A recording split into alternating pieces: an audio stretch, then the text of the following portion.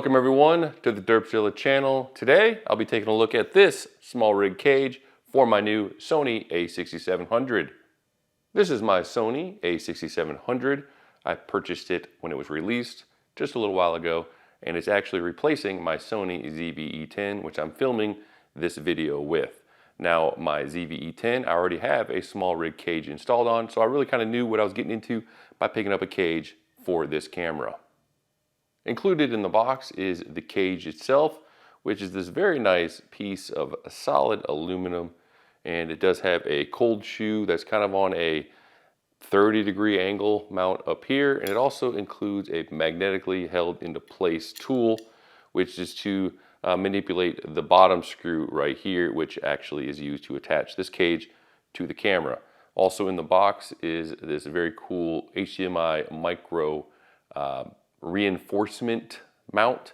So you actually will plug in your HDMI micro cord into the camera, and then you can attach this with these two thumb screws here, and it will actually lock that cable in place, reducing risk of potentially damaging that port on your camera, leading to a relatively expensive fix, most likely. Also included in the box is a handy little instruction manual. The install itself is relatively simple, so you may not need this, but you know, it's included, which is always nice. And they do want to point out that the camera itself is not included. I have the camera and the cage laid out on my workbench, and before we begin the actual installation, you want to make sure to remove your camera lens from the camera body, or you may run into some clearance issues during the installation. And second off, you want to make sure to remove the little danglies, if you have one, on your eyelet here, because this will be one of the 2 points of mounting between the camera and the cage.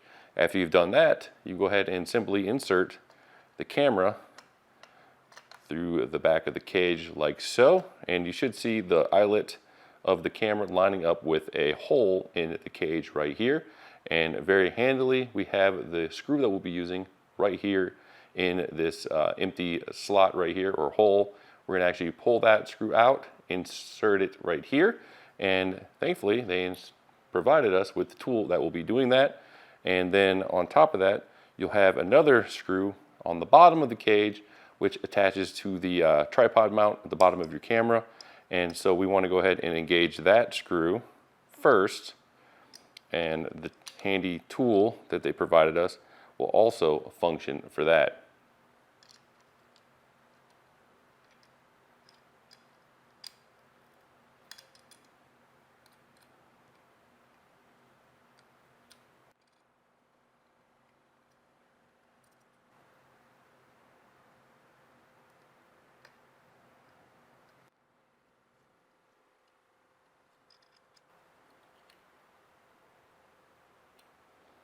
And there we have it. The bottom screw is nice and tight. The eyelet screw is in place and tight as well. We can go ahead and reinsert our handy little tool into the magnetic slot, and the cage has been installed.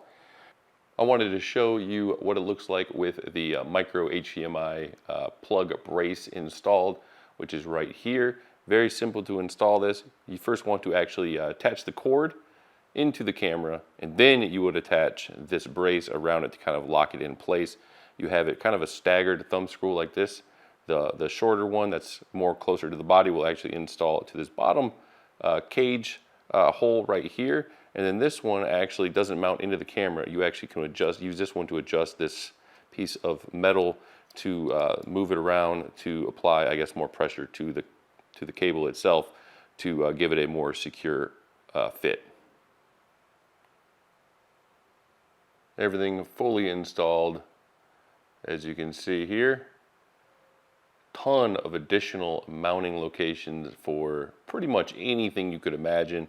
You have a bunch on the sides, top, bottom, including a built-in Arca-Swiss mount if you have that platform, which I do, which will be perfect for me going forward. And yeah, I mean, you have an additional cold shoe at a slight offset up here, so it shouldn't impact if you have something else mounted on your camera's built-in hot shoe here, unless it's, you know, something extraordinarily large.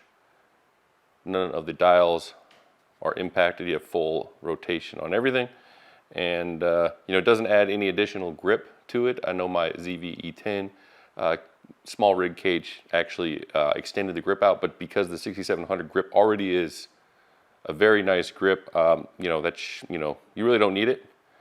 Now, full access to all of your various ports, doors, and everything like that, and your memory card, nothing is impeded.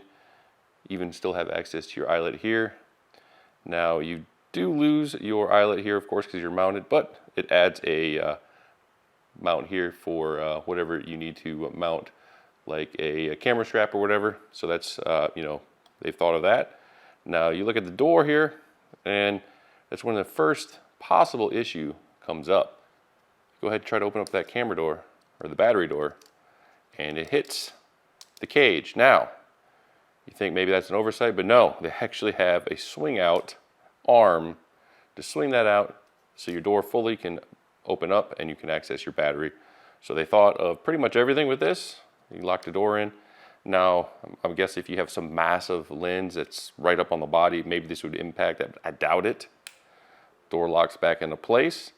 Your little tool here is kind of, I mean, kind of a little squirrely, so if you touch it, it might be moving around. You know, this being maybe sealed up a little bit better really would probably a very minor gripe. But other than that, definitely going to be handy. Hopefully we'll give it a little extra protection. I mean, of course, it's not going to make the camera bulletproof, but it gives you a little extra impact protection. I actually did drop my ZV-E10 off the tripod with the Smallrig cage on it. It hit the cement from about 6 foot up directly on the edge, and the camera was completely unaffected, only a little scuffing on the cage itself. And yeah, so it probably saved me a little bit or maybe a lot with that camera. So I'm hoping for just the same type of performance with this one. That wraps up that install of the Smallrig cage on my Sony A6700, and truly it's dirt proof of how simple it is to install. As you saw, 2 screws, everything's together. It does add a little bit of weight. I want to point that out. It's about 150 grams. So if you're going for a super light loadout, you probably do not want this cage. They do offer a half cage at a much lighter weight that adds a few more attachment points, not as many as the full cage here, but I don't really do any crazy safari photography or anything like that. Mostly this will be on a tripod, or I'll be vlogging my various car videos and stuff like that. So 150 grams is not really going to bother me. And I did want to point out they have some quick disconnect mounts for your camera strap if you have quick disconnect, or the traditional eyelet style connections. So they really give you pretty much full versatility on how you want to mount this, what you want to mount to this.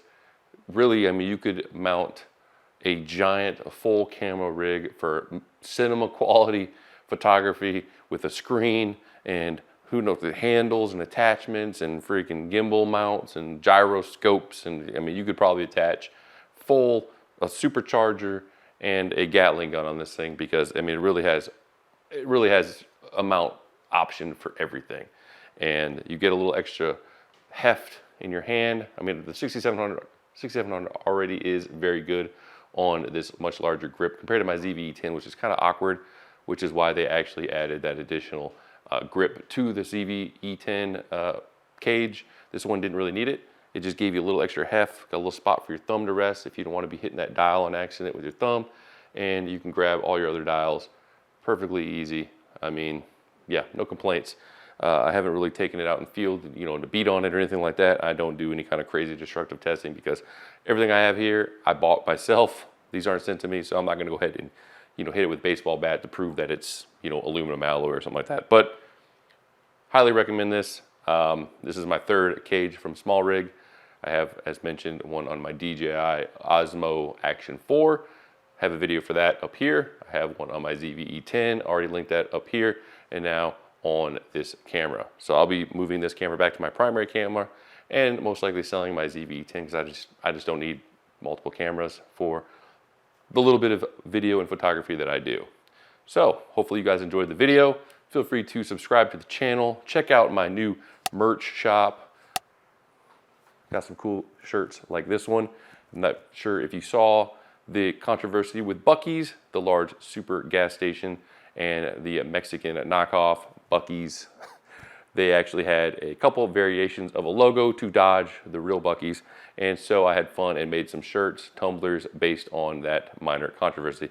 Kind of a Texas thing, so if you're not really from Texas, you might have no idea what I'm talking about, but I have a ton of other choices on my shop, Zilla.com/shop, or just go to Zilla.com, hit the shop button.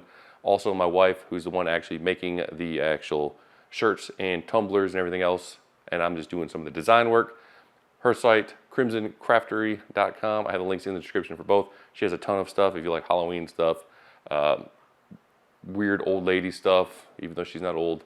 She has weird fetishes with old ladies like Murder, She Wrote, Golden Girls, and all that fun stuff. That's on her shop, not on mine.